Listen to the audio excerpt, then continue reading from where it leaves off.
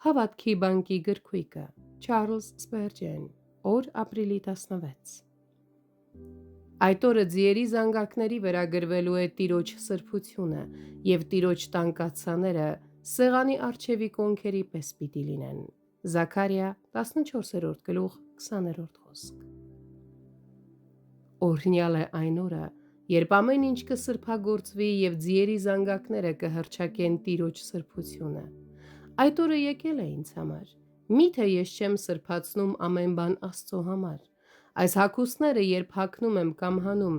միթե չեն հիշեցնելու ինձ իմ Տեր Հիսուս Քրիստոսի արդարությունը։ Միթե իմ գործը չի կատարվում որպես Տիրոջը մատուցվող ծառայություն։ Թող այսօր իմ հագուստները լինեն որպես քահանայական հանդերձներ, իմ կերակուրը որպես խորհուրդներ, իմ տունը որպես տաճար, իմ սեղանը որպես զոհասեղան, իմ խոսքը որպես խունկ և ես ինքս որպես քահանա։ Տեր, կատարիր քո խոստումը և թող ոչինչ ինձ համար անմաքուր կամ պիղծ չլինի։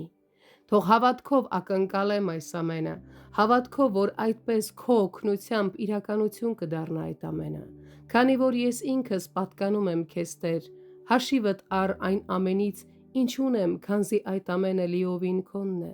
Վճռում եմ ապացուցել դա այն կերպով, թե ինչպես պիտի գործածեմ այսօրը։ Առավոտից մինչև երեկո կամենում եմ ամեն բան կարգավորել երանելի և սուրբ օրենքով։ Իմ զանգակները պիտի հնչեն, և ինչու չհնչեն։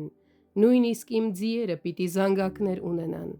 Ո՞վ ունի երաժշտության այդպիսի իրավունք, ինչպիսին սրբերը, բայց իմ բոլոր զանգակները, իմ երաժշտությունը, իմ ուրախությունը պիտի լինեն սրբացված և պիտի հնչեցնեն երանելի Աստծո անունը։